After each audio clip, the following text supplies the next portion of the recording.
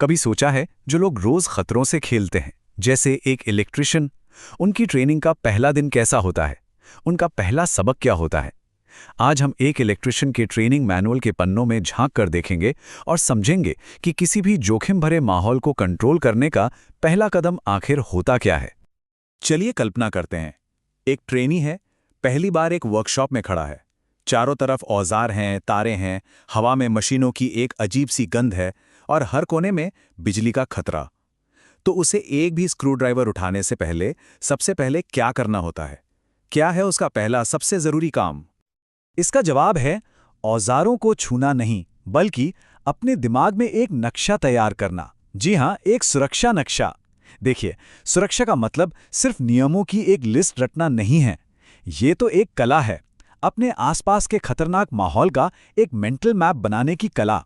एक ऐसा नक्शा जो बताए कि खतरा कहाँ है और उसे बंद करने का स्विच कहाँ लगा है। तो चलिए चलते हैं उस ट्रेनी के साथ उसके पहले दिन। जगह है एक इंडस्ट्रियल ट्रेनिंग इंस्टीट्यूट यानी ITI।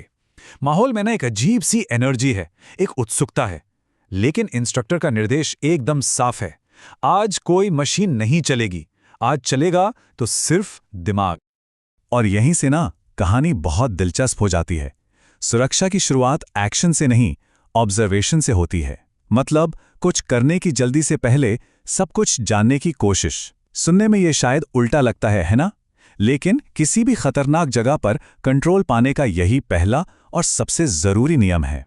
तो सवाल यह है कि ये नक्शा बनता कैसे है? इसकी शुरुआत होती है बाहर से अंदर की तरफ। मतलब हम जूम आउट से जूम इन करेंगे। सबसे पहले ट्रेनी को सिर्फ अपनी वर्कशॉप का नहीं, बल्कि पूरे के पूरे कैंपस का जायजा लेना होता है। अब ये सुनने में थोड़ा अजीब लग सकता है ना, भाई एक इलेक्ट्रिशियन ट्रेनी को पास के बस स्टेशन से क्या लेना देना? पर यही तो सोच का फर्क है। इसका मतलब है कि खुद को एक अलग थलग यूनिट ना समझना, बल्कि एक पूरे इकोसिस्टम का हिस्सा समझना। ये जानना कि अगर मदद की जरूरत पड़ी तो वो कहाँ से आ सकती है, बाहर निकलने के रास्ते कौन से हैं और इस पूरी जगह का ढांचा कैसा है। इस नक्शे का अगला और बहुत ही जरूरी हिस्सा है अपनी लाइफलाइन तैयार करना। मतलब अगर कुछ भी गलत हो जाए तो फोन किसके पास जाएगा?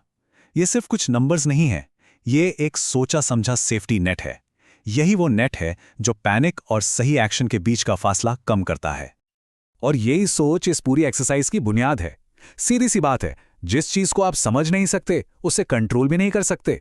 तो पहला काम है समझना, ये जानना कि बाहर कैसे निकलना है, मदद के लिए कौन है और हर चीज अपनी सही जगह पर कहाँ है। ठीक है, तो कैंपस का जायजा तो हो गया।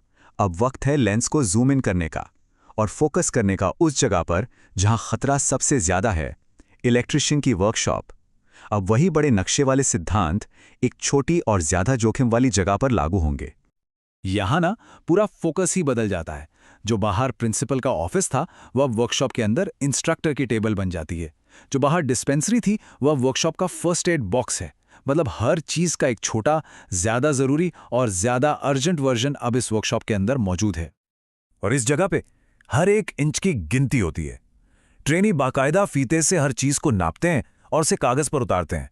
पर यह सिर्फ एक ड्राइंग नहीं है, ये अपने दिमाग में एक 3D मॉडल बनाने जैसा है, ताकि इमरजेंसी के वक्त सोचना ना पड़े, सिर्फ एक्शन हो।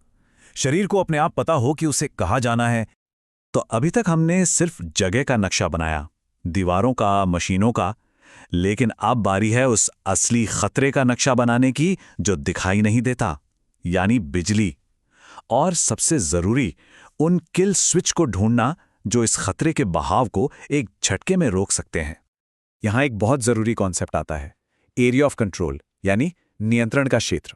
इसे ऐसे समझिए, हर स्विच अपनी अपनी वर्कशॉप के एक खास हिस्से का राजा है। तो ये जानना कि किस राजा का शासन कहां तक है, असल में जिंदगी और मौत का सवाल बन सकता है। और ये है इस मैपिंग का आखिरी और सबसे जरूरी काम। ट्रेनी मेन पावर सोर्स से शुरू करते हैं और फिर एक एक करके हर सब स्विच तक जाते हैं। वो एक स्विच बंद करते हैं और फिर जाकर देखते हैं कि वर्कशॉप का कौन सा हिस्सा बंद हुआ। वो असल में बिजली के पूरे नेटवर्क का एक दिमागी और कागजी दोनों तरह का नक्शा बना रहे होते हैं। अब जरा उस सबसे खराब सिचुएशन की कल्पना कीजिए। आपके एक साथी को करंट लग गया है, उसका शरीर बुरी तरह कांप रहा है, हर सेकंड कीमती है। अब क्या करना है? चिल्लाना है, घबराना है या कुछ और? और ठीक इसी पल में वो घंटों की मैपिंग काम आती है। घबराहट की जगह दिमाग में एक बिल्कुल साफ रास्ता नजर आता है। पता है कि वो इंसान कहाँ खड़ा है, पता है कि उस जगह की बिजली कौन सा स्विच बंद करेगा, और बिना एक पल गंवाए सही स्विच बंद कर दिया जाता है। कोई अंदाजा नहीं, कोई देरी नहीं, सिर्फ सटीक एक्शन। तो ये थी एक इलेक्ट्रिशियन ट्रेनी के पहले दिन की कहानी। लेकिन ये कहानी सिर्फ बिजली के तारों या स्विच की नहीं है। ये एक खास तरह की सोच की कहानी है, एक ऐसी अप्रोच जिससे हम सब कुछ सीख सकते हैं।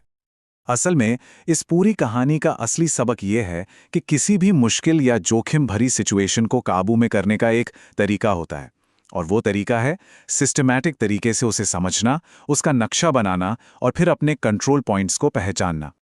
तो यही हैं वो 5 सिद्धांत जो उस ट्रेनी ने सीखे। पहला, एक्शन लेने से पहले देखो।